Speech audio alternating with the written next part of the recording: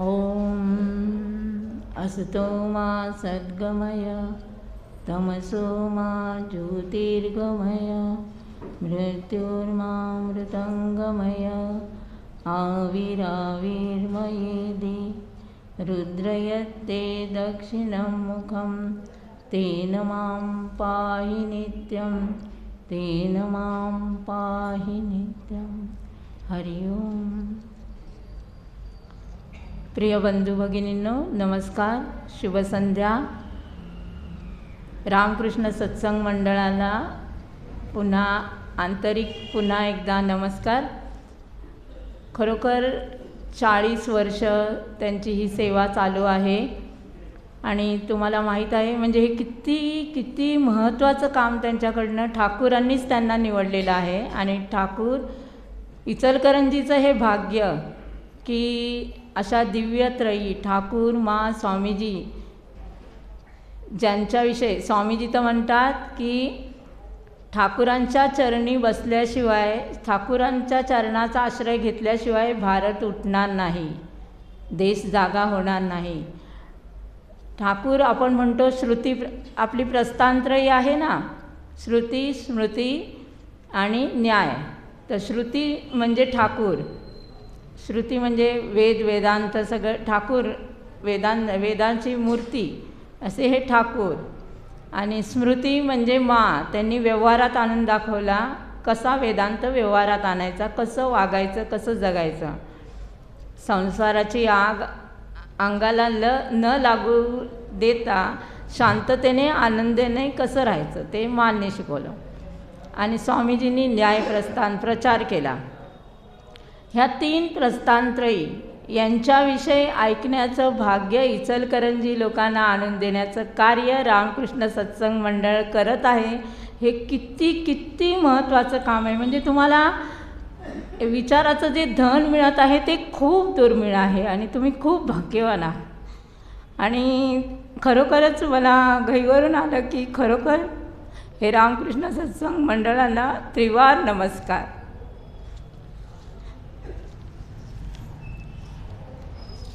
म्हणजे मी विचार केला की म्हटलं खरोखर म्हणजे आजच्या जगामध्ये जर खरं ज्ञान हवं असेल तर मग ठाकूरमा स्वामीजीच आपल्याला देऊ शकतात। खरं ज्ञान, खरं तुम्हाला आध्यात्मिकता पाहिजे असेल तर ती इथेच मिळेल, आणखी कुठे नाही।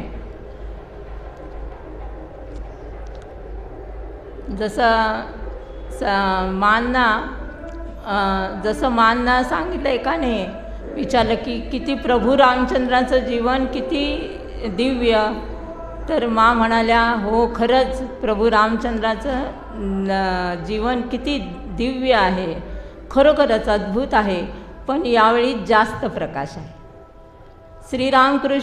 श्रीरामचंद्रच श्रीरामकृष्ण आहेत। हेच आपल्या आजच्या युगासाठी त्यांना अजून कार्य करायचं म्हणून अजून दिव्य प्रकाश, अजून जास्त, पण ऐश्वर्यविहीन, किती म्हणजे साधारण वेशात आलेले आहेत। अवतार वरिष्ठ, साक्षात जगदंबा, साक्षात शिव असो। तर रामकृष्ण सत्संगा मंडळाला नमस्कार करून मी आजचा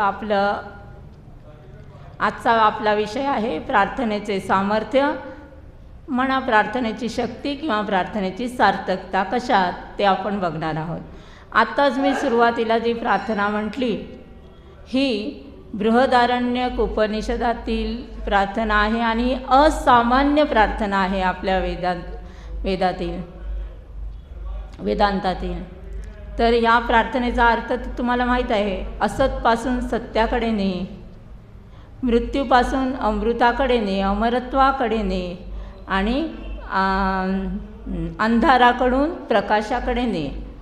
नंतरचं वाक्य खूप महत्त्वाचं आहे की हे प्रभू, हे करुणामय भगवंता, तुझे करुणामय मुख, तुझ्या करुणामय मुखकमलाचे दर्शन आम्हाला देऊन आमचं रक्षण कर। असंख्य काळजा, असंख्य आपल्या चिंता, अज्ञान, किती वासना, कामना, या सगळ्यांपासून रक्षण आमचं कर। आम्ही आत्मा आहोत याची आम्हाला सदैव जाणीव असू दे। अशा सारगर्भ प्रार्थना आपल्याला आपल्या धर्मात आहेत, आपल्या संस्कृतीत आहेत. तर अशा ह्या प्रार्थना. आपल्या देशाचं नावच आहे भारत. भा म्हणजे ज्ञान, प्रकाश, ज्ञानाचा प्रकाश. रत म्हणजे त्या ज्ञानाच्या प्रकाशात रत असलेला हा आपला भारत देश. सुदूर हिमालयात लामा एक साधू 103 वर्षाचे होते. त्यांनी अब्दुल कलामांना म्हटलं होतं की भारत देश उठणार, एक दिवस भारत देश जगाच्या पाठीवर प्रथम स्थानी बसणार आहे, असं त्यांनी तेव्हा भवितव्य केलं होतं. अब्दुल कलामांना सांगितलं होतं. आणि आता ती भविष्यवाणी खरोखरच खरी होत आहे आणि होणारच. गिरीकंदरी पहाडात कुठेही प्रार्थना, कुठेही चांगला विचार तुम्ही घ्या, तो विचार कधी ना कधी तुम्ही चांगला विचार, चांगली प्रार्थना केली आहे ती सत्यात उतरतेच. तर प्रार्थना, लहानपणापासून प्रार्थना शब्द आपण ऐकतो. आई आपल्याला लहानपणी आई प्रार्थना शिकवते, देवापुढे हात जोड, ही प्रार्थना कर. शाळेत गेल्यावर लगेच प्रार्थनेनेच सुरुवात होते. कळो न कळो प्रार्थनेचा संस्कार आपल्यावर उमटतोच. मोठे झाल्यावर कुणी परत नास्तिक होतं, देवावरचा विश्वासच उडून जातो. मग अशा नास्तिकासाठी सुद्धा श्रीरामकृष्णांनी प्रार्थना सांगितली आहे. ती अशी, एकदा काय झालं, आज तुम्ही खूप गोष्टी ऐकणार आहात, त्यामुळे तुम्हाला कंटाळा येणे शक्यच नाही. पहिलं उदाहरण म्हणजे गोष्टी म्हणजे उदाहरणं, खरी उदाहरणं आणि काही गोष्टी. तर श्रीरामकृष्णांकडे एकदा जबलपूरवरून एक सज्जन गृहस्थ येतात. ते MA पास असतात आणि सुशिक्षित सज्जन, पण त्यांचा देवावर विश्वास नसतो.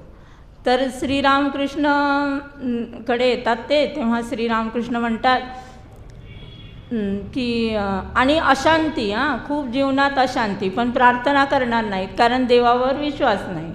मग करायचं काय? आलेत तर साक्षात श्रीरामकृष्णांकडे, देवाकडेच. मग श्रीरामकृष्ण त्यांना कशी प्रार्थना करायची ते शिकवतात. ते म्हणतात, बरं तुझा देवावर विश्वास नाही ना, मग तू असं कर. तो असं म्हणायला तर तुझी हरकत नाही की जो कोणी असेल त्याने माझं म्हणणं ऐका. प्रार्थना नाही म्हणायचं, माझं म्हणणं ऐका.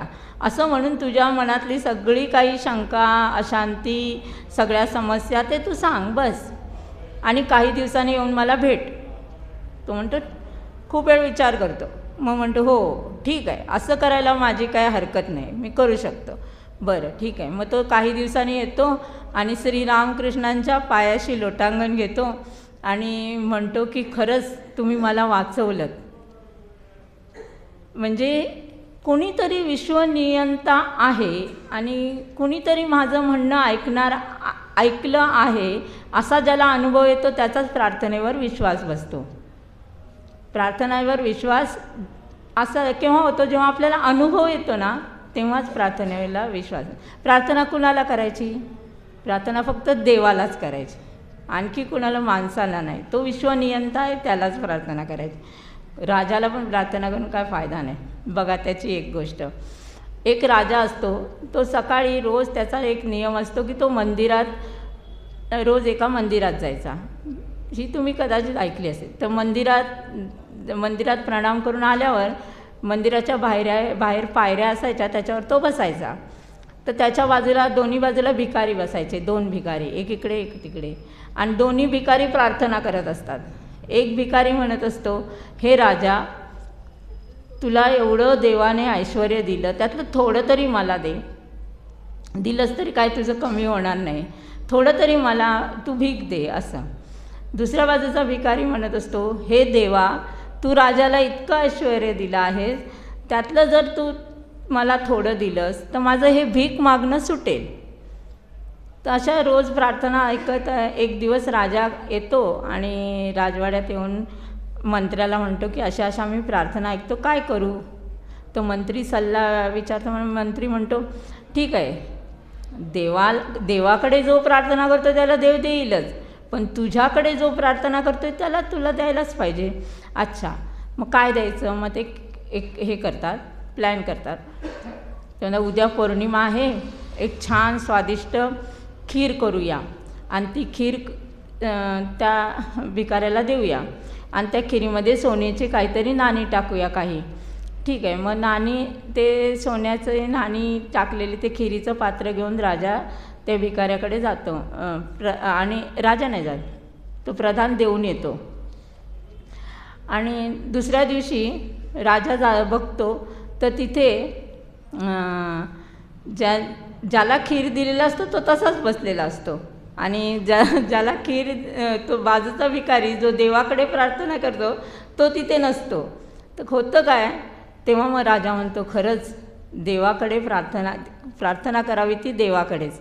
होतं काय, त्या भिकाऱ्याला जेव्हा खीर मिळते तो त्या शेजारच्या भिकाऱ्याला हिणावून म्हणतो तुझा देव कधी देणार नाही, बघ मी राजाला मागितलं तर राजाने मला खीर दिली, खीर तरी दिली, आता एवढी थोडी मी खीर खाऊ शकतो, मी थोडी खातो आणि देतो तुला, थोडीशी खातो आणि देतो.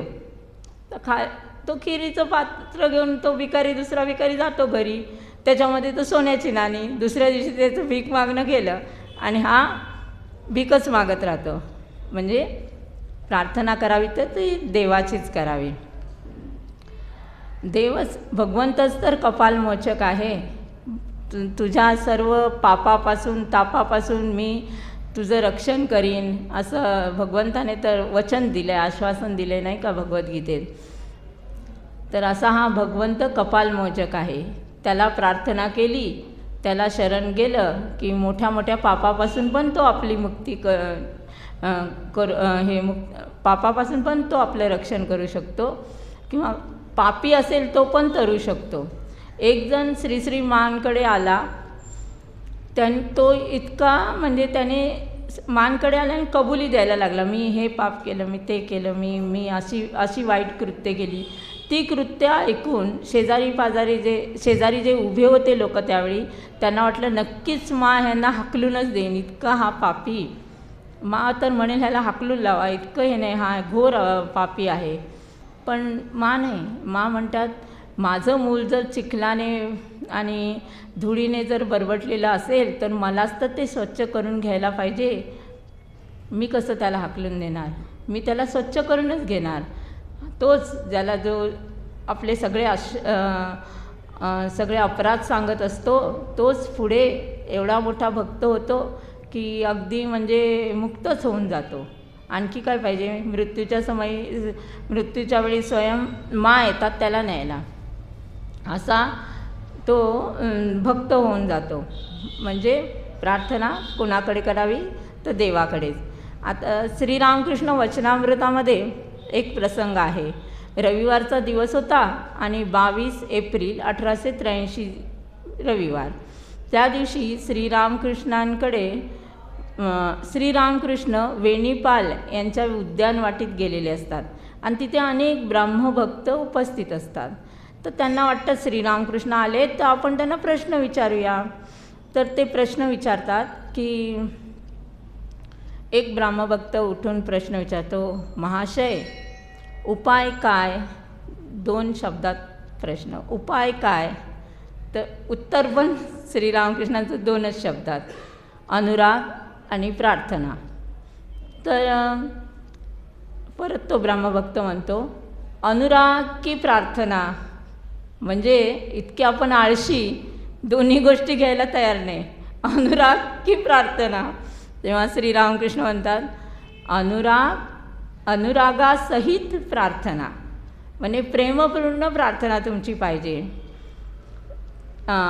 प्रेमपूर्ण प्रार्थना पाहिजे. आता संसारात आहात, रोज जुना तांब्या रोज घासला पाहिजे की नाही, तेव्हा रोज तुम्हाला प्रार्थना केली पाहिजे आणि अशी हाक मारावी प्रेमाने मातेला की ती राहूच शकणार नाही, असं म्हणून त्यांनी गाणं गायलं. श्रीरामकृष्णांनी एक बंगाली भजन म्हटलं की प्रार्थना करावी तर ती प्रेमाने करावी. तर आणखीन एकदा श्रीरामकृष्ण म्हणतात अखंडानंदजी महाराज म्हणजे तेव्हाचे गंगाधर महाराज, ते प्रार्थना जपध्यान करून ठाकूरांकडे श्रीरामकृष्णांकडे येतात. तेव्हा श्रीरामकृष्ण म्हणतात काय रे गंगाधर, तुझे प्रार्थना करताना तुझ्या डोळ्यातून पाणी आलं होतं का? तर तो म्हणतो हो आलं होतं. तेव्हा मग श्रीरामकृष्ण म्हणतात हो, खुश होतात. पाणी आलं तर खुश होतात. सांगू कशी प्रार्थना करायची? लहान मुलांसारखे हात पाय झाडतात आणि म्हणतात की आई मला आणखी काही नको, मला फक्त तू पाहिजे, तू पाहिजेस, मला आणखी काही नको, मला या भुवन मोहिनी मायेत मला अडकवू नकोस, मला तुझ्या चरणी शुद्धा भक्ती दे. ह्या नंतरच्या त्यांनी सांगितलेल्या प्रार्थना. आणि त्यावेळी म्हणतात की मला काही नको, मला तू पाहिजेस, असं तू अशी प्रार्थना कर. नाहीतर प्रार्थना करायला आपण बसलो आणि मन दुसरीकडे, तर ते फुकटचे श्रम. त्या प्रार्थनेला काय नाही. प्रार्थना आंतरिक पाहिजे. तर फुकटचे श्रम कसे? तर बघा एक गोष्ट की एकदा वामा खेपा हे बंगालचे एक संत, वामा म्हणजे कालीमाता आणि खेपा म्हणजे वेडा, कालीमातेचा वेडा, त्याचं ते नाव आहे वामा खेपा, त्यांचं नावच पडलं. ते मोठे संत होते. तर ते हे बंगालमध्ये एक तारापीठ, द्वारका नदीच्या किनारी एक तारापीठ नावाचं तारादेवीचं मंदिर आहे. त्या मंदिरामध्ये त्या देवीचं दर्शन घेण्यासाठी एक जमीनदार जातो आणि तो जमीनदार प्रथम स्नान करण्यासाठी नदीच्या पात्रात उतरतो. स्नान करून झाल्यावर प्रार्थनेसाठी नदीच्या किनाऱ्यावर उभा राहतो. तर ते हे मी आता सांगितलं ते वामा खेपा, ते त्यावेळी नदीच्या पात्रात आंघोळ करत असतात आणि हा जमीनदार प्रार्थना करत असतो. तर तेव्हा ते हे वामा खेपा ते काय करतात, नदीतलं पाणी त्यांच्यावर असं उडवतात, खूप उडवतात आणि हसतात. तर जमीनदार थोडा वेळ शांत बसतो, पण त्याला माहीत नसतं हे महात्मा आहेत वगैरे, किती वेळ सहन करणार. मग म्हणतो काय तुला दिसत नाही का मी प्रार्थना करतोय आणि तू माझ्या अंगावर पाणी उडवतोयस? तेव्हा मग वामाखेपा हसत कसत अजून पाणी उडवतात आणि म्हणतात प्रार्थना? तू कुठे प्रार्थना करतोयस? तू तर कलकत्त्याच्या रस्त्यावर ते मूर अँड कंपनी नावाचं चप्पलाचं दुकान आहे ना, त्या दुकानामध्ये तू चप्पल शोधतोयस.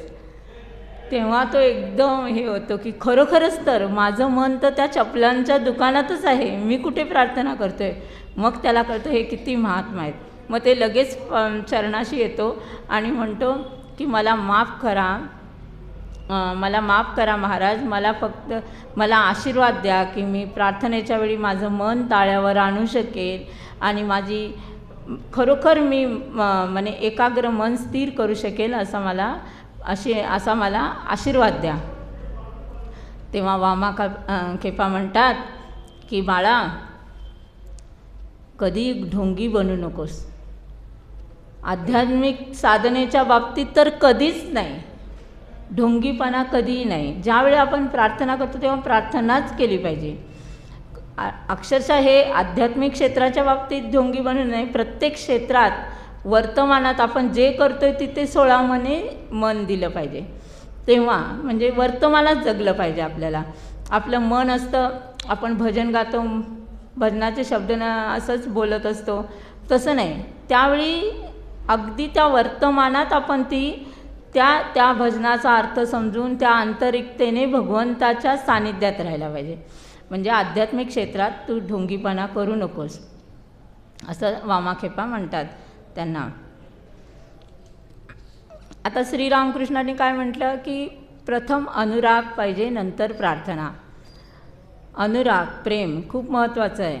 की एकदा US मरीन नावाचं एक जहाज, ते दुसऱ्या महायुद्धाच्या वेळची गोष्ट, ते जहाज एका बेटाजवळ येतं आणि त्या बेटावर त्या जहाजातील काही सैनिक उतरतात, पण नंतर ते जहाज त्या सैनिकापासून दूर होतं.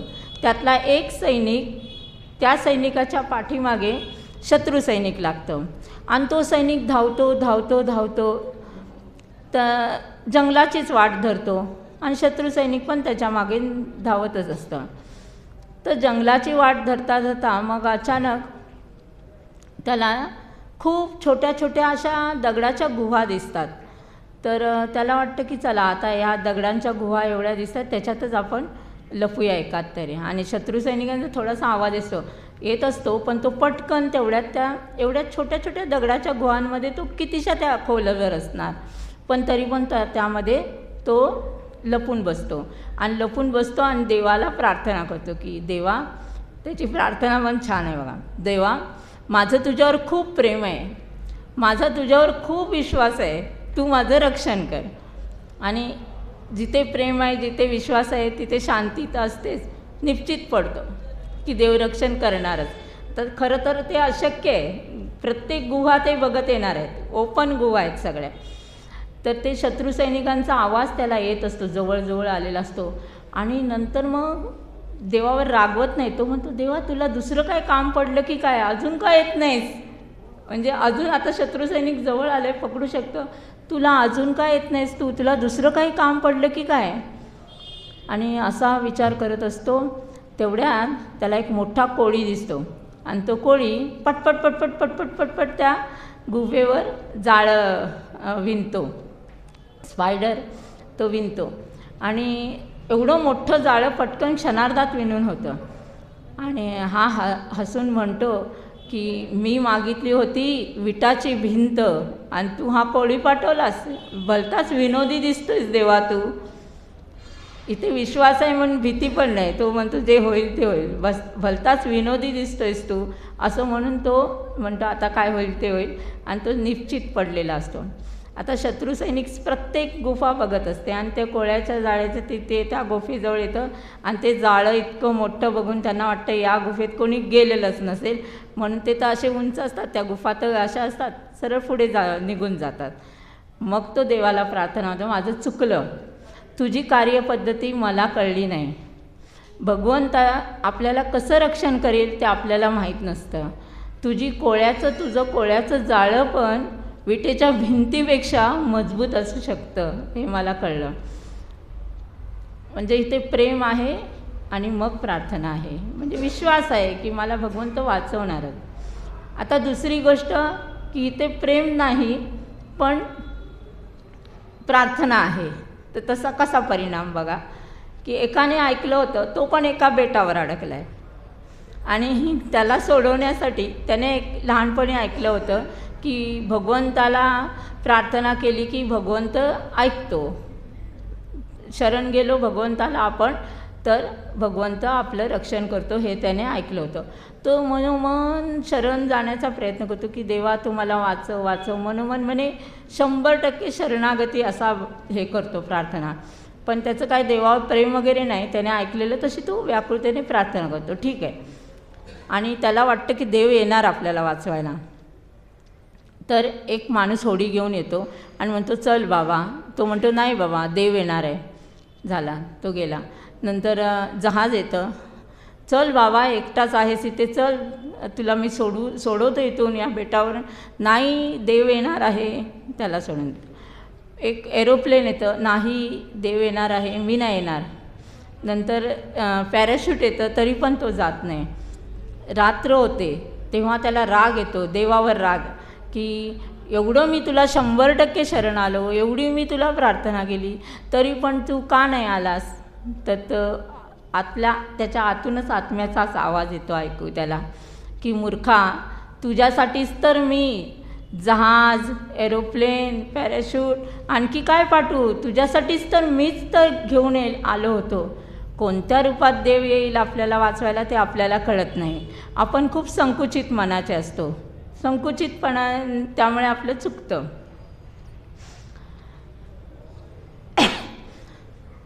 आपला कसा बालकासारखा विश्वास पाहिजे. बालकासारखा विश्वास म्हणजे एक गाव असतं, त्या गावामध्ये खूप दुष्काळ पडलेला असतो. तर तो दुष्काळ पडलेला असतो तर गावकरी विचार करतात की सगळ्यांनी प्रार्थना करायची, सामूहिक प्रार्थना, म्हणजे एक अमुक वेळ ठरवतात आणि त्यावेळी सर्वांनी प्रार्थनेला बसायचं.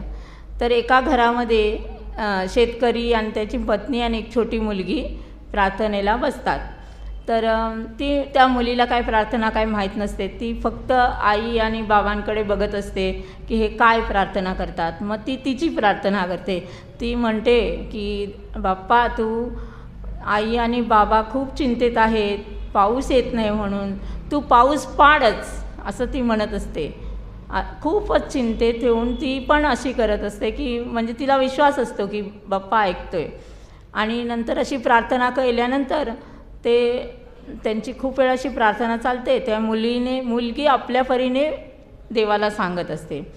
आणि त्यानंतर ती प्रार्थना संपल्यावर तो शेतकरी म्हणतो, त्याची एक सवय असते की संध्याकाळच्या वेळी शेतावरून एकदा फेरी मारून यायची. तर तो फेरी मारायला जाणार तेव्हा ती मुलगी म्हणते, मी पण येते बाबा, पण थांबा, छत्री घेऊन जाऊया, कारण आपण बाप्पाला प्रार्थना केली आहे ना, मग तो पाऊस पाडणारच. तर शेतकरी तिच्या चेहऱ्याकडे बघतो, किती निरागस विश्वास, खरोखर म्हणजे विश्वास त्या निरागस चेहऱ्यावर, किती 100% विश्वास. मग ते छत्री घेऊन जातात आणि जे स्वच्छ आकाश होतं येताना तिथे ढग जमतात त्या शेतात वरून येताना आणि पाऊस पडतो. असा बालकासारखा विश्वास हवा, निरागस विश्वास. आणखीन एक अशीच आहे घटना, सत्य घटना, की अगदी 70 वर्षापूर्वीची असेल, कारण त्या व्यक्तीने 60 वर्षाचे असताना ती सांगितलेली आहे की एक छोटा मुलगा, त्याच्या हृदयाचे सगळे, ही कदाचित तुम्हाला माहीत असेल, ही खूप प्रसिद्ध गोष्ट आहे, घटना आहे की त्याच्या सगळ्या हृदयाचे कप्पे सगळे बंद, अडथळे, ब्लॉक्स हृदयामध्ये. तर सगळ्यांनी हात टेकलेले असते, हा मुलगा काही जिवंत राहणार नाही. एक मेहता नावाचे डॉक्टर असतात, ते म्हणतात मी प्रयत्न करून बघतो, पण तरी पण तुम्ही लिहून द्या मला की म्हणजे चालेल म्हणून, कारण हा 4-5 महिन्यापेक्षा जास्त जिवंत राहणार नाही. तर ठीक आहे. तर तो मुलगा आपल्या आईबरोबर रोज प्रार्थना करत असे. तर ज्या दिवशी ते मेहता शस्त्रक्रिया करणार त्या मुलाची, तेव्हा ह्या हृदयाची शस्त्रक्रिया, तो मुलगा डॉक्टरांना म्हणतो की डॉक्टर, तुम्ही माझे का हृदय उघडून बघणार आहात, तर तुम्ही तिथे बघाल का देव आहे की नाही, कारण माझी आई मला रोज सांगते की देव तिथे असतो म्हणून प्रार्थना करायची. आता तुम्ही अनायासे हृदय उघडणारच आहात, मग देव बघा बरं तिथे आहे का. आणि ते डॉक्टर असतात नास्तिक, पूर्ण 100% नास्तिक डॉक्टर. त्याच्या चेहऱ्यावरची ती निरागस ते बोलणं बघून तर हो बघेन म्हणतात. आणि नंतर ते जेव्हा त्याचं हृदय उघडतात तर कोरडं ठणठणीत, रक्ताचा एक थेंब पण नाही. मग अतिशय निराश होऊन ते बाजूच्या केबिनमध्ये बसतात. दुसऱ्या क्षणी सिस्टर धावत येतात आणि म्हणतात की हो डॉक्टर चला लवकर, तिथे रक्तप्रवाह हृदयात सुरू झाला आहे. मग रक्तप्रवाह सुरू झाला आहे आणि हाच मुलगा 60व्या वर्षी हा अनुभव सांगतो. म्हणजे असं हे बालकाचा विश्वास, बालकासारखा विश्वास असेल. आणि हे डॉक्टर पण मग आस्तिक होतात. आपण श्रीरामकृष्ण वचनामृतामध्ये एक अशा प्रकारच्या सिद्ध साधकांची गोष्ट ऐकतो की ते विज्ञानी आहेत. म्हणजे ठाकूर म्हणतात ना, ते विज्ञानी आहेत. म्हणजे ते कसे आहेत की त्यांना ते कसं बघत असतात ते विज्ञानी म्हणजे ज्याने दूध दूध प्यायलं आहे तो विज्ञानी. म्हणजे त्याने दूध नुसतं बघितलं नाही, तर तो प्यायला आहे, म्हणजे त्याने अनुभव घेतला आहे, तो विज्ञानी. तो कसा असतो, त्याला हे जगत म्हणजे परमेश्वरच हे जगत झालेलं आहे असं तो स्पष्ट बघत असतो. हे जीव जगत सगळं आहे हे त्याच्या दृष्टीने भगवंत स्वरूप असतं. तो जिथे जिथे दृष्टी जाईल तिथे भगवंतालाच बघत असतो, असा हा विज्ञान असतो. हे विज्ञानी खूप शांत भावाने राहत असतात. ते खूप कमालीचे निरहंकारी असतात, कारण त्यांना जगाकडून काही नको असतं, त्यांना कशाची अपेक्षाही नसते आणि ते शांत आनंदात असतात.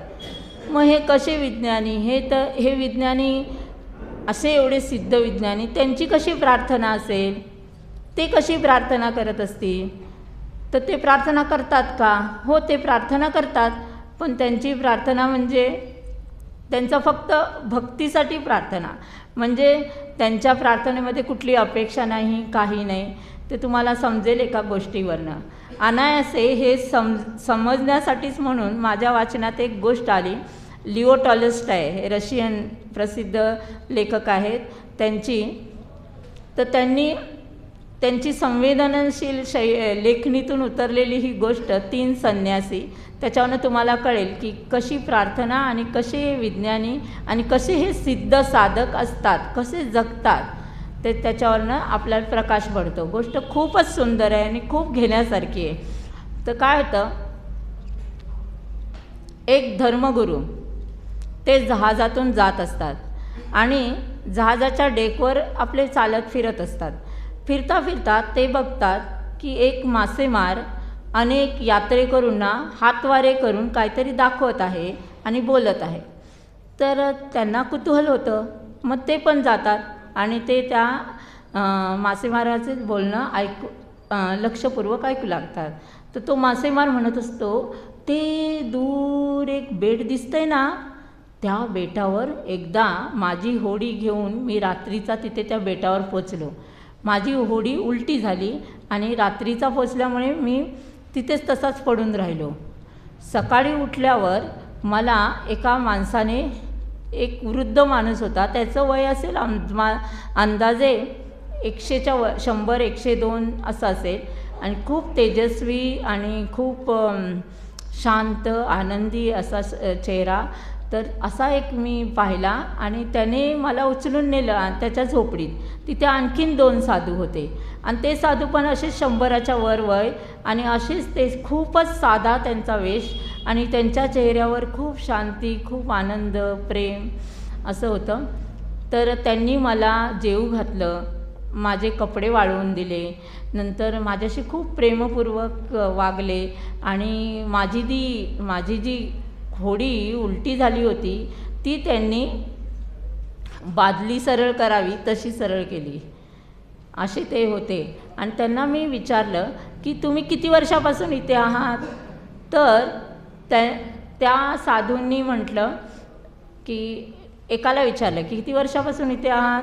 तर तो साधू म्हणाला, आमच्यावर दया कर, म्हणजे असे प्रश्न विचारू नको, आमच्यावर दया कर, आणि छान हसला. मग मी आणखीन काही विचारलं नाही प्रश्न. मी शांत बसलो आणि खूपच वेगळे होते ते साधू. हे ऐकल्याबरोबर त्या धर्मगुरूंना वाटतं आपल्याला नक्कीच त्यांच्याकडे त्यांना भेटलं पाहिजे. कारण आपलं कामच आहे की असे जे आध्यात्मिक क्षेत्रात असतात त्यांना उपदेश देणं, त्यांना प्रार्थना कशी करायची ते शिकवणं. आता हा आपला विषय प्रार्थनेचा आहे म्हणून ही महत्त्वाची गोष्ट आहे. तर प्रार्थना कशी करावी हे शिकवावं, आपण शिकवतो ना, मग आपल्याला जायला पाहिजे. तर तो धर्मगुरू त्या सुकानुधारकाला म्हणतो की जरा मला तिथे जायचं आहे, मला जमेल का? तर सुकानुधारक म्हणतो कप्तानाला विचारा. तेवढ्यात कप्तान तिथे येतो. कप्तान म्हणतो अशक्य, तिथे जहाज जाणार नाही. तर धर्मगुरू म्हणतात माझ्यासाठी थोडा त्रास घ्या ना, तुम्हाला त्रास होणार नक्की आहे, पण मी थोडा जास्तीचे पैसे देतो, पण काहीतरी उपाय काढा आणि मला तिकडे त्या तिघांकडे जायचं आहे. तेव्हा तो कप्तान दुर्बिणीतून बघतो, तोपर्यंत बेट जवळ आलेलं असतं आणि 3 माणसं पण दिसत असतात. मग तो म्हणतो, कप्तान म्हणतो ठीक आहे, मी तुम्हाला होडी देतो आणि नावाडी देतो, ते जहाजामध्ये सगळं असतंच, ते होडी नावाडी देतो, तुम्ही त्या बेटावर जा, तिघांना भेटा आणि काही वेळ आम्ही इथेच जहाज नांगरतो, तोपर्यंत तुम्ही या होडीने इथे. ठीक आहे, ठरलं. मग तो जातो आणि गेल्या गेल्या ते 3 संन्यासीची भेट होते आणि ते 3 संन्यासी ह्या धर्मगुरूला पाहून लगेच मान लावून नमस्कार करतात, नम्र होतात आणि नंतर नम्र होऊन प्रणाम करतात अगदी. तर धर्मगुरू त्यांना आशीर्वाद देतात, त्या 3 संन्यासींना आशीर्वाद देतात. ते अजून नम्र होतात, अजून वागतात. बरं झालं. आणि मग धर्मगुरू त्यांना म्हणतात की अच्छा, तुम्ही काय प्रार्थना करता मला सांगता का? तर मी प्रभूचा सेवक आहे आणि मी सगळ्यांना शिकवतो प्रार्थना करणं वगैरे. तर तुम्ही कसली प्रार्थना करता? तर तिघेजणं हसतात, कुणीच काही उत्तर देत नाही. नंतर म्हणतात आम्हाला काही कळत नाही आणि आम्ही फक्त परस्परांचा, खूप महत्त्वाचं आहे, आम्ही फक्त परस्परांचा आदर करतो आणि परस्परांची काळजी घेतो आणि आम्ही अशी काही प्रार्थना करत नाही. आम्ही फक्त म्हणतो, प्रार्थना करणं आम्हाला येत नाही, पण तरी आम्ही अशी प्रार्थना करू, असं म्हणतो देवाला की आम्ही तिघे म्हणजेच तुम्ही आहात, आम्ही तिघे म्हणजेच आम्ही आहोत. एवढीच प्रार्थना, तुम्ही आमच्यावर कृपा करा, असं एवढीच प्रार्थना. आपण जे वेदांतातली महावाक्य आहेत ना, अहम ब्रह्मास्मी, तत्वमसी, अयम आत्मा ब्रह्म, ही जी वाक्य आहेत ना, ह्याचाच प्रतिध्वनी ही वाक्य आहेत. आम्ही म्हणजेच तुम्ही आहात, आम्ही म्हणजेच आम्ही तिघे म्हणजेच आम्ही आहोत, हे सगळं म्हणजे एकत्व बघणारे आहेत हे 3 संन्यासी. आणि परस्परामध्ये भगवंत बघणारे आहेत, पण परस्परांची काळजी घेतात, परस्परांना सहाय्य करतात, म्हणजे परस्परांशी प्रेमाने वागतात, असे हे तिघे संन्यासी आहेत. तर ही तर ती ब्रह्मवाक्य आहेत ना ही. तर मग हे त्या कुठे धर्मगुरूला माहीत. धर्मगुरू म्हणतात, हसून म्हणतात, ही काय प्रार्थना झाली, थांबा मी तुम्हाला प्रार्थना शिकवतो. आणि ते प्रार्थना शिकवतात की हे स्वर्गस्थ पित्या इत्यादी इत्यादी मोठी प्रार्थना शिकवतात. आणि एक एक शब्द त्यांच्याकडनं 100 वेळा वधवून घेतात परत परत, आणि त्यांना विसरायला व्हायचं, ते परत वधवून घ्यायचे. ही खूप ब्रह्मज्ञानी होते 3, पण ह्या धर्मगुरूला माहीत नव्हतं. ते त्यांच्याकडनं वधवून घेतात, आणि ते पण इतके निरहंकारी, ते ह्या धर्मगुरूचं सगळं ऐकत असतात आणि सगळे शिकतात वगैरे. आणि धर्मगुरू म्हणतात, बरं तुम्ही रिपीट करत राहा, मी आता निघालो, अंधार पडत आला, आता मी निघालो. आणि मग ते धर्मगुरू निघायला निघतात. त्यांच्या कानावर त्या 3 संन्याशांची प्रार्थना ऐकू येत असते, आणि ते एकदम खुश असतात. चला, एक छान काम केलं आपण, यांना प्रार्थना शिकवली, किती मस्त प्रभू येशूंचं एक आपण सेवक या नात्याने आपल्याला ही संधी दिली प्रभू येशूंनी, म्हणून आपण त्यांना शिकवू शकलो, धन्य झालो आपण, आज कृतार्थ झालो. म्हणून होडीत बसतात, होडी जहाजापर्यंत येते, जहाजात बसतात. एव्हाना सगळे यात्रेकरू झोपलेले असतात, आणि ते धर्मगुरू आणि तो सुकानुधारक ते तेवढेच जागे असतात. आणि हळूहळू तो आवाज, जो प्रार्थनेचा आवाज येत असतो, तो आवाज हळूहळू नाही शांत होतो. आणि तेवढ्यात अचानक रात्रीचा चंद्र उठलेला असतो, आणि अचानक त्या लाटांवर जे पाणी जे चमकत असतं ना, त्या चमकणाऱ्या त्या पाण्यांमध्ये एक प्रकाशाची एक मार्ग दिसू लागतो. त्यांना वाटतं, असं काय प्रकाशाचा, असा तेजाचा मार्ग, असं काय? मग ते लक्षपूर्वक बघतात, त्या तेजाच्या मार्गावर काहीतरी चकाकतंय. मग ते आणखी लक्षपूर्वक बघतात, तर ते बघतात की ते 3 संन्यासीच धावत वेगाने त्यांच्याकडे येत असतात. त्यांचे पाय चालत नसतात, त्यांचे पाय तिचे तसेच असतात, आणि ते वेगाच्या अतिशय वेगाने ते त्या जहाजाकडे येत असतात.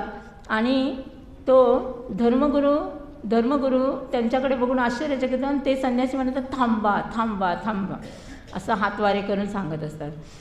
आणि तेवढ्यात ते वेगाने येतात जहाजापर्यंत, आणि धर्मगुरूंना नमस्कार करतात आणि म्हणतात, तुम्ही जी शिकवलेली प्रार्थना आम्ही विसरलो, आम्ही थोड्या वेळासाठी मध्ये थांबलो, करत होतो आम्ही बरोबर, पण थोड्या वेळासाठी मध्ये थांबलो, झाली गडबड, एक शब्द विसरलो, आणि पुन्हा तर पूर्णच गडबड, आम्ही सगळीच प्रार्थना विसरलो. तेव्हा धर्मगुरू म्हणतात, तुम्ही महान आहात, तुम्हालाच माझे प्रणाम, तुम्ही जे करता तीच प्रार्थना बरोबर. आणि म्हणतात की आम्ही पापी, आम्ही अहंकारी, म्हणून तुम्हीच म्हणजे आम्हाला आशीर्वाद द्या की आमची प्रार्थना ठीक व्हावी म्हणून. आणि ते प्रणाम करतात. म्हणजे प्रार्थना ही अशी आहे गोष्ट की ह्या ब्रह्मज्ञानांची प्रार्थना कशी, तीही अशी, म्हणजे त्यांना काहीच नको असतं, त्यांना जगातमध्ये ते सगळं भगवंतच बघत असतो. निरहंकारी प्रार्थना असते त्यांची. उच्च कोटीचे हे साधक असतात. भगवंताला खरं म्हणजे काही मागूच नाही. शरणागतीच्या त्या व्याख्यानामध्ये मी सांगितलेलं ना समर्थ रामदासांची गोष्ट. समर्थ रामदास कधीही देवाला प्रार्थना करायचे नाही. ते समर्थ रामदास सगळे म्हणतात की महाराज आपण प्रार्थना करत नाही देवाला. ते म्हणतात की काय प्रार्थना करायची, मी एकदा प्रत्यक्ष दर्शन बघितलं, मला देवानेच दाखवलं की एका राजाच्या राजवाड्यात, एका राजाच्या दरबारामध्ये दरवाजावर एक भिकारी उभा आहे. त्याचे डोळे आत गेलेले आहेत, पोट आत गेलेले आहेत, कपडे चिंध्या झालेले आहेत, फाटके कपडे घातलेले आहेत त्याने, आणि तो असा उभा आहे. कृश एकदम अतिशय कृश असा भिकारी उभा आहे. आणि राजा त्याला विचारतो की तुला काय पाहिजे. तेव्हा तो भिकारी म्हणतो, माझ्या या वेशावरून जर तुला कळत नसेल मला काय पाहिजे तर मी इथून गेलेलंच बरं. तसंच भगवंताला आपल्याला काय पाहिजे ते माहीत असतं. त्यामुळे भगवंताला काही मागू नये आणि भगवंताला अटी घालू नये, प्रार्थनेमध्ये अटी घालू नये. तर परमपूजनीय अजय प्रणा माताजी याच्यावर एक गोष्ट सांगायच्या की एक हिमालयातला योगी होता आणि तो रात्री नाही असं म्हणजे वातावरण जेव्हा बदल होतो, खूप पाऊस येतो, खूप वादळ येतो, तेव्हा खाली भिक्षा मागायला जायला त्याला त्रास व्हायचा. ते घोडा असला तर बरा, पटकन जाता येईल म्हणून त्याला वाटत असतं एक घोडा देवाने दिला तर बरा, म्हणून तो घोड्यासाठी प्रार्थना करतो आणि बसलेला असतो. तेवढ्यात काय होतं, एक सैनिकाचं दळ तिथून जात असतं आणि ते सैनिक त्याच वेळी त्या सैनिक घोडेस्वार असतात आणि शस्त्रधारी असतात परत. आणि त्यांच्यातल्या त्या घोड्यामध्ये एक घोडी असते, ती एका शिंगरूला जन्म देते. आता ते शिंगरू त्यांना डोंगराच्या खाली न्यायचं आहे ना, आता ते थोडी सैनिक उचलणार, ते इकडे तिकडे बघतात.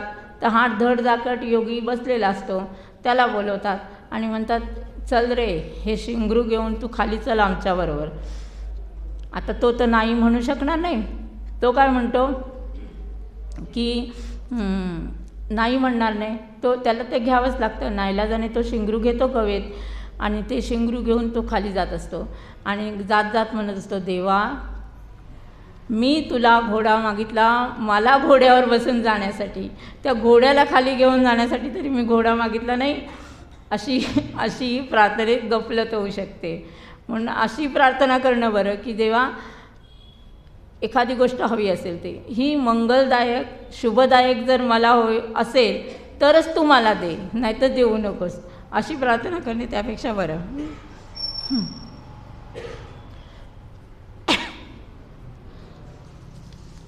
श्रीरामकृष्ण म्हणत ना की प्रार्थना 3 दिवस आणि 3 रात्री जर तुम्ही प्रार्थना केली तर तुमची मनोकामना पूर्ण होईल. तर त्याच्यावरनं मला आत्ता एक आठवलं ते सांगते की आत्ताच श्रीधरानंदजी महाराज, सलील महाराज जे सिडनीचे महाराज होते ऑस्ट्रेलियाचे, ते त्यांनी महासमाधी घेतली ना, त्यांचे 101 वर्षाचं वय होतं. तर ते जेव्हा ब्रह्मचारी होते तेव्हा त्यांनी ह्यांची सेवा केली होती, शांतानंद महाराजांची. शांतानंद महाराज मानचे शिष्य. तर या शांतानंदजी महाराजांना TB झालेला, क्षयरोग झालेला, आणि तेव्हा त्या क्षयावर औषध नव्हतं आणि ज्याला TB झाला आहे त्याला कुणी स्पर्श पण करायचं नाही आणि त्याच्याकडे कुणी म्हणजे खूपच सांभाळून राहायचं, संसर्गजन्य रोग होता. त्यामुळे तरी पण हा ब्रह्मचारी सलील तो त्यांची खूप सेवा करायचा आणि त्यांना पण माहीत नव्हतं त्यांना क्षयरोग झाला आहे. म्हणून ते थोडंसं हॉर्लिक्स प्यायले की त्याला म्हणायचे बाकीचं मी पिऊ नाही शकत, तू बाकीचं पिऊन टाक. ते पिऊन टाकायचे. थोडंसं पाणी प्यायचे, हे नाही काही प्यायचे, हे मला नाही जमत तू खाऊन टाक, आणि तो खाऊन टाकायचा. तर जेव्हा ते टाटा सेनेटोरियम ते ह्याच्यासाठी क्षयरोगाच्या चिकित्सेसाठी त्यांना तिकडे नेलं जातं ना, तेव्हा त्यांना कळतं की आपल्याला इकडे आणलं आहे म्हणजे आपल्याला तर TB झाला आहे, तर आपल्याला क्षयरोग झाला आहे, तर मग आता ह्या ब्रह्मचार्याला झाला तर त्यांना आठवलं श्री माननी सांगितलेलं 3 दिवस तू जर व्याकुळतेने प्रार्थना केली तर तुझ्या प्रश्नाचं उत्तर मिळेल. तर बस शांतानंद महाराजांनी बोलणं खाणं सोडून टाकलं आणि त्याने काही बोलायचे नाही, खाल्लं तर थोडं. आणि श्रीमानी सांगितलेलं होतं, तुला जर कशाचा प्रश्न आला आणि तुला जर समस्येचं उत्तर हवं असेल तर तू व्याकुळतेने प्रार्थना करायची, कुणाशी बोलायचं नाही, थोडंसं खायचं, खाणं पण कमी करायचं आणि नामस्मरण करायचं म्हणजे तुला उत्तर मिळेल असं सांगितलेलं. तर त्याप्रमाणे ते करायला लागले. आणि इकडे सलील महाराजांना वाटायचं हे असे का एवढे शांत झाले, असे का शांत झाले, काही बोलायचं नाही, खूप गंभीर, खूपच म्हणजे चिंतेत असल्यासारखे. आणि 3 दिवसांनी त्यांना उत्तर मिळालं आणि तेव्हा ते बोलले सलील महाराज की म्हणाले मा आल्या होत्या, मांनी सांगितलं की तुला क्षय होणार नाही. ती प्रार्थना होती ह्या सलील जो माझं सगळं उष्ट खातो त्याला क्षय न व्हावा, क्षयरोग न व्हावा, त्यासाठी मी प्रार्थना करत होतो आणि मांनी सांगितलं त्याला होणार नाही. आणि बघा श्रीधरानंदजी महाराज मजेत म्हणायचे मी कोणत्याही रोगाने मरेल पण मी क्षयरोग मला कधीच होणार नाही, कारण मला मांचा आशीर्वाद आहे. शांतानंद महाराजांनी म्हणजे प्रार्थना केली की अशी आंतरिक प्रार्थना केली की भगवंत ऐकतोच ऐकतो. तर श्रीरामकृष्ण म्हणतात 3 दिवस 3 रात्री जर देवासाठी आपण रडलो तर आपली मनोकामना पूर्ण होते. तर त्याच्यासाठी त्यांच्याच ह्याच्यातलं जीवनातली एक घटना की एकदा काय होतं, श्रीरामकृष्णांनी महासमाधी घेतली 16 ऑगस्ट 1886 आणि बरोबर 7 दिवसांनी दक्षिणेश्वरला एक रामायण साधू आला आणि तो अयोध्येहून चालत आलेला असतो. त्याला अयोध्येत तो रामचंद्रांचं त्याचं इष्टदैवत होते प्रभू रामचंद्र. आणि प्रभू रामचंद्रांनी त्याला स्वप्नात येऊन सांगितलं होतं की आता मी दक्षिणेश्वरी आहे, तुला जर दर्शन घ्यायचं आहे तर तू दर्शन घेऊन ये. प्रभू रामचंद्रांनी सांगितलं होतं या रामायण साधू. रामायण साधूला वाटलं हा मनाचा भ्रम असेल, नंतर मग त्याला 3 दिवस असं स्वप्न पडलं आणि दर्शन असं झालं की असा आवाज ऐकू आला की मी दक्षिणेश्वरी आहे, दर्शन घेऊन ये. माझ्या भौतिक देहातलं दर्शन घ्यायचं आहे तर मी दक्षिणेश्वरी आहे असं प्रभू रामचंद्रांनी सांगितलं. मग हा रामायण साधू चालत कुठे ते दक्षिणेश्वर विचारत कुठे अयोध्या, कुठे कलकत्ता, दक्षिणेश्वर. तो चालत 40 दिवस लागले. 40 दिवसांनी बरोबर तो पोचतो दक्षिणेश्वरला. आणि दक्षिणेश्वरला तेव्हा रामलाल दादा असतात. रामलाल दादा म्हणजे ठाकूरांचे पुतणे, म्हणजे ठाकूरांच्या भावाचा मुलगा. तर ते असतात. तर रामलाल दादांना हा परमहंस महाशय कुठे आहेत असा हा रामायण साधू विचारतात. हे तर रामलाल दादा म्हणतात ही बघ, ही त्यांची खोली, ही त्यांची मोठी खाट, ही त्यांची छोटी खाट, ह्याच्यावर बसून ते लोक भक्तांना उपदेश देत आणि इथे ते असे बसत, इथे असं त्या घटना सगळ्या वस्तू दाखवतो. हे कशाला तुम्ही मला दाखवतात, त्यांना दाखवा ना, ते कुठे? तर तो म्हणतो रामलाल दादा म्हणतात की 7 दिवसापूर्वीच त्यांची महासमाधी झाली.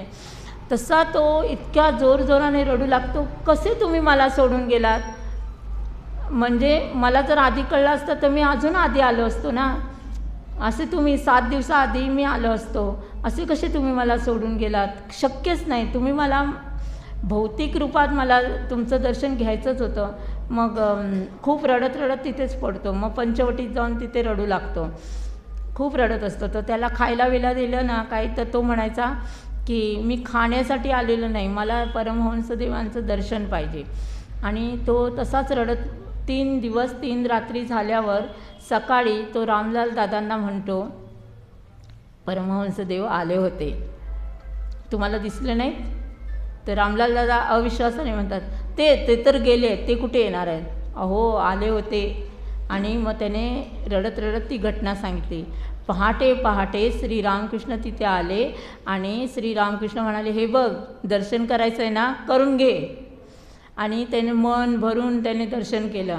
आणि ते रडत तो म्हणाला तुम्ही असे दगा देऊन मला का बरं गेलात, असं म्हणू लागला. तेव्हा श्रीरामकृष्ण म्हणाले बरं, तू 3 दिवस काही खाल्लं नाहीस ना, तू आधी स्नान करून ये. गंगेतनं स्नान करून आला. नंतर मग त्याला श्रीरामकृष्णाने पायसाने भरलेली वाटी दिली आणि ही पायस, हे खीर खा आणि तू हे स्थान त्याग कर. म्हणजे आणखी कुणाला सांगू नको ना, हे स्थान तू त्याग करून तू जा परत अयोध्येला. माझं मनापासून म्हणजे मन भरून दर्शन घे जितकं हवं तितकं, आणि हे खीर खा आणि तू जा.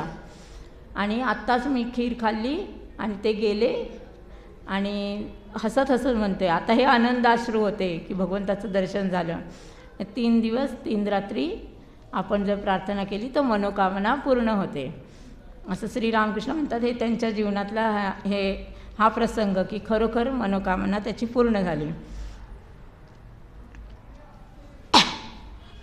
आता आपण म्हणतो की आपल्याला मनशांतीसाठी आपण प्रार्थना करतो, देवी सप्तशती करतो, विष्णू सहस्रनाम एक प्रार्थना म्हणून म्हणतो, आपण भगवद्गीता म्हणतो, आपण हे पाठ करतो ते पाठ करतो. मग ह्या पाठाने का शांती मिळते? तर हो, मिळतेच मिळते, पण ती शांती देणारा भगवंत असतो. मी पाठ केले म्हणून शांती मिळते असं नाही, असा अहंकार तिथे नसतो. तिथे भगवंत शांतीदाता तो आहे, तो देतो, त्याला द्यायची तर तो देतो, देणारा तो आहे. मी हे केलं म्हणून ते होतं असं नाही, तर तो देणारा तो आहे. अहंकार ठेवू नये, प्रार्थनेत अहंकार ठेवू नये. रवींद्रनाथ टागोर म्हणतात, प्रार्थनेचा दीप तुझ्या हृदयात सतत तेवत ठेव आणि त्या प्रार्थनेच्या दीपाच्या प्रकाशात तू भगवंताला पहा. प्रार्थनेत आपला भगवंताशी मौन संवाद असतो आणि ध्यानामध्ये भगवंत आपल्याशी बोलत असतो, आणि प्रार्थनेमध्ये आपण भगवंताशी बोलतो पण तो मौन संवाद असतो. आता सर्वात श्रेष्ठ प्रार्थना कुठली? तर सर्वात श्रेष्ठ प्रार्थना आहे ईश्वर लाभ व्हावा, मला ईश्वराचे दर्शन व्हावे. ही सर्वात श्रेष्ठ प्रार्थना. आता ही सर्वात श्रेष्ठ प्रार्थना, ही प्रार्थना मात्र कधीही निष्फळ जात नाही. तुम्ही एकदा तरी म्हणाल की मला ईश्वर दर्शन व्हावे, ही प्रार्थना कुठेही ईश्वर तर सर्वत्र भरलेला आहे, तो ऐकतो. ही प्रार्थना कधीही निष्फळ होत नाही. याच्यासाठी श्रीरामकृष्ण दृष्टांत देतात. तो गस्त घालणारा रात्रीचा पहारेकरी तो कंदील हातात घेऊन जात असतो आणि तो सगळ्यांचे चेहरे बघत असतो, त्याला कुणी बघत नाही, तो कुणाला दिसत नाही, तो मात्र तो सगळ्यांचे चेहरे बघतो. आपण आता म्हणू बॅटरी, तो बॅटरीचा जोत सगळ्यांना टाकून सगळ्यांचे चेहरे पाहू शकतो. जर आपण त्याला म्हटलं की बाबा रे, मला तुला पाहायचं आहे, हा तुझ्या हातात जो प्रकाश आहे तो तुझ्या चेहऱ्यावर दे, मला तुला पाहायचं आहे, म्हणजे त्याच्या कृपेच्या प्रकाशातच आपल्याला त्याला पाहता येईल. म्हणून त्याच्याकडेच ती प्रार्थना केली पाहिजे की मला कृपा करून मला तुला पाहायचं आहे, तर हा तुझा प्रकाश तू जो आमच्यावर ठेवला आहेस तो तुझ्या मुखकमलावर ने बरं. हे आपल्याला त्यालाच प्रार्थना करावी लागेल आणि त्याच्याच प्रकाशात आपल्याला, त्याच्याच कृपेने आपल्याला त्याचं दर्शन होतं. मग ही ईश्वर दर्शनाची प्रार्थना ही सर्वात श्रेष्ठ प्रार्थना. आता आपण शेवटच्या टप्प्यावर आलेलो आहोत की प्रार्थनेची सार्थकता कुठे. खूप महत्त्वाचं आहे की इतका वेळ आपण प्रार्थना केलं. प्रार्थना का करावी? प्रार्थनेची सार्थकता कुठे? तर प्रार्थनाची सार्थकता कुठे? साधू वासवानी यांचं नाव तुम्ही ऐकलं असेल. साधू वासवानी म्हणतात, जेव्हा तुमच्याकडे कुठलंही काम नाही करण्यासारखं बराचसा रिकामा वेळ आहे, तेव्हा तुम्ही शांत बसून या जगापासून मनाला परावृत्त करून अंतर्मुखी व्हा आणि परमेश्वराच्या सान्निध्यात राहा आणि परमेश्वराशी संवाद साधा, परमेश्वराशी मौन संवाद साधा आणि प्रार्थना करा परमेश्वराला, आणि तीच प्रार्थना तुम्ही अर्पण करा. हाच आहे अंतर्विकासाचा मार्ग. येथेच आहे प्रार्थनेची सार्थकता दडलेली. म्हणजे काय की जेव्हा आपण प्रार्थना करतो तेव्हा आपण कुणाला करतो? प्रार्थना करतो भगवंताला. भगवंत कसा आहे? अनंत शक्ती असलेला, अनंत ज्ञान असलेला, अनंत शक्ती, ज्ञान, आनंद, शांती याचं मूर्त रूप असलेला, याचं उगम स्थान असलेला असा भगवंत. जेव्हा आपण प्रार्थना करतो तेव्हा या सगळ्या गुणावली आपल्यामध्ये येऊन त्याच्या संपर्कात येतो ना, त्या गुणावली आपल्यामध्ये येऊन आपल्यातली दुर्बलता, आपल्यातली अशांती, आपल्यातलं अज्ञान, आपल्यातली अशुद्धता हे सगळं जाऊन ही गुणावली आपल्यामध्ये येते. ही आहे प्रार्थनेची सार्थकता. एवढ्या उत्साहाशी म्हणजे एवढ्या उगमाशी आपण जोडले जातो. भव्य म्हणजे अनंत ज्ञान, पवित्रतेची मूर्तिमंत पवित्रता म्हणजे भगवंत ना, आणि ज्ञान हे सगळ्या गुणावली आपल्यामध्ये येतात प्रार्थनेमुळे. तर ही प्रार्थनेची आहे सार्थकता. आपल्या दिवसाची सुरुवात प्रार्थनेने व्हावी आणि आपल्या दिवसाचा शेवट पण प्रार्थनेनेच व्हावा, अशी मी प्रार्थना करते. आणि प्रार्थनेचे हे संगीत, पार्श्वसंगीत आपले जीवन सुगम होण्यासाठी सतत आपल्या अंतरी निनादो हीच पुन्हा प्रार्थना करते आणि सर्वांसाठी प्रार्थना करते. श्रीरामकृष्णार्पणमस्तु. हरिओम तत्सत.